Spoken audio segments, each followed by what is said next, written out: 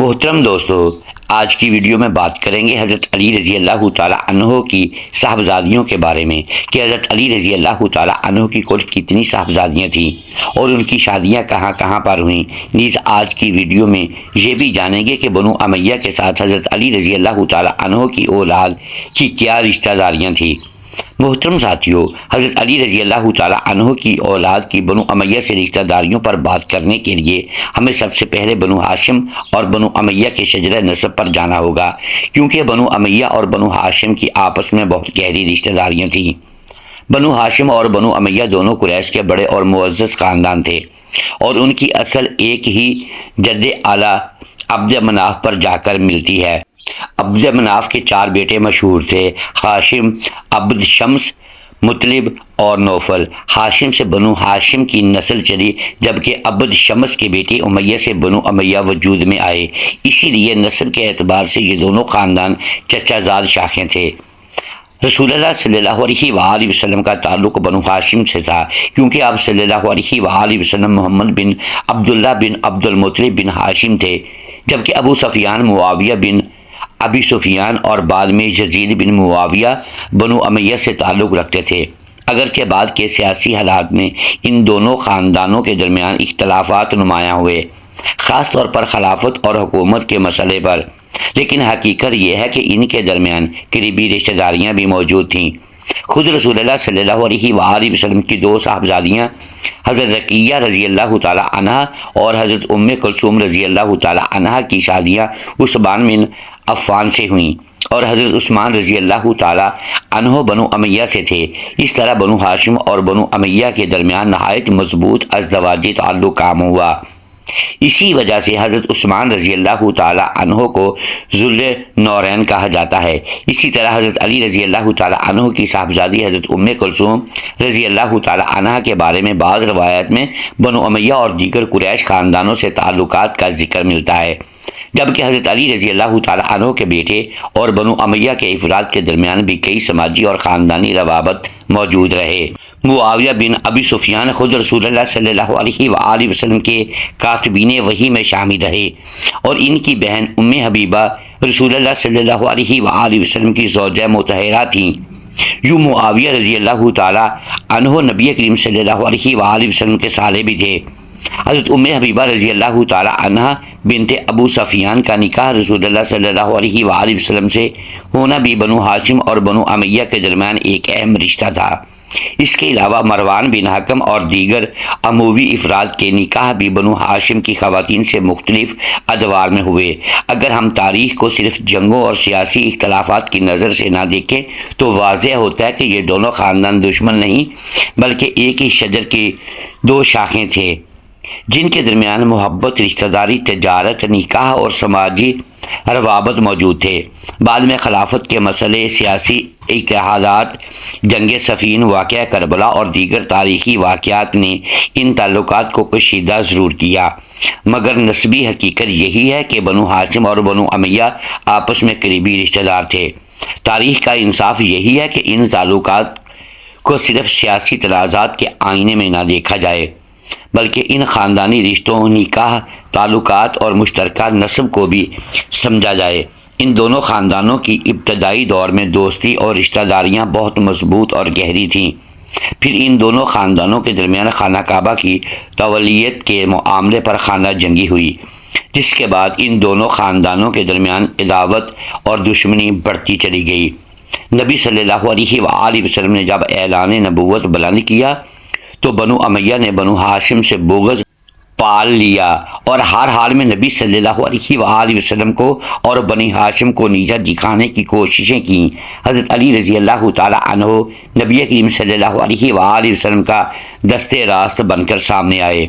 اور آپ نے کم سنی میں ہی اسلام قبول کر لیا اور پھر جوانی سے لے کر نبی صلی اللہ علیہ وآلہ وسلم کی وفات تک نبی صلی اللہ علیہ وآلہ وسلم کے ساتھ ساتھ شانہ بشانہ آپ کی حفاظت پر مامور رہے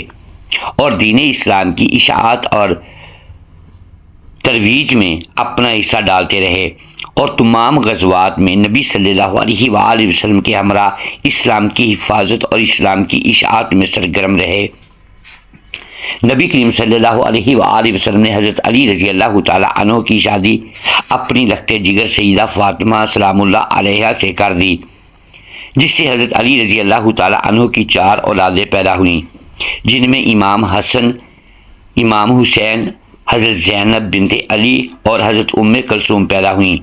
حضرت علی رضی اللہ تعالی عنہ کی اس اولاد کو فاطمی اولاد کہا جاتا ہے،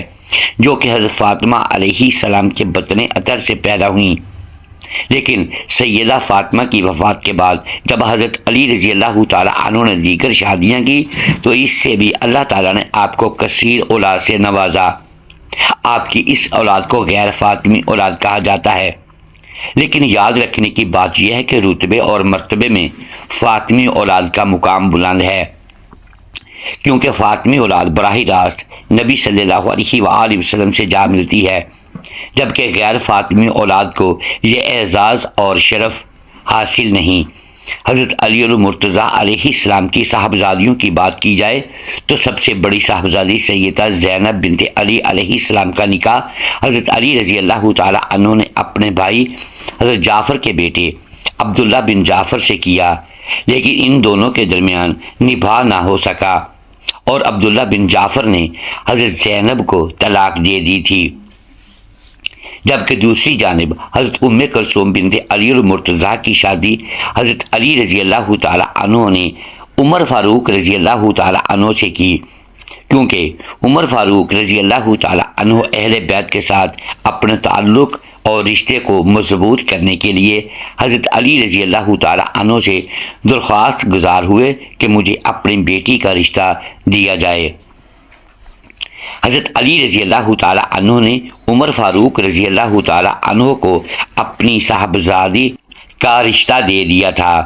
سیدہ زینب بنت علی علیہ السلام کے بارے میں روایت میں آتا ہے کہ آپ نے واقعہ کربلا کے بعد یزید کے دربار میں یزید کو خوب ملامت کیا،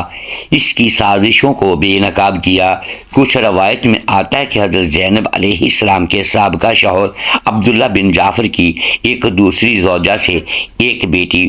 محمد پیدا ہوئی جو کہ یزید کے نکاح میں تھیں، اسی لیے یزید کی بیوی نے واقعہ کربلا کے بعد سیدہ زینب اور آپ کے خاندان کو نہایت شفقت اور عقیدت کے ساتھ رکھا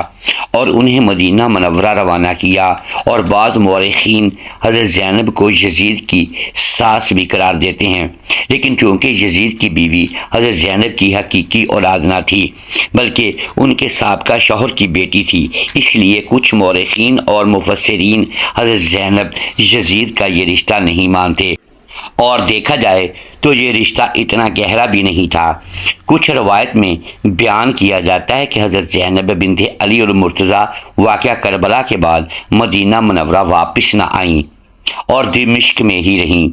اور دمشق میں ہی بنو امیہ کے قبرستان میں ہی ان کی تدفین ہوئی۔ کچھ راوی بیان کرتے ہیں کہ حضرت زینب علیہ السلام نے واقعہ کربلا کے بعد یزید کے گھر میں اپنی زندگی کے باقی ایام بسر کیے، لیکن اس کے بارے میں صحیح اور مستند تاریخ دان کوئی روایت پیش کرنے سے قاصر ہیں۔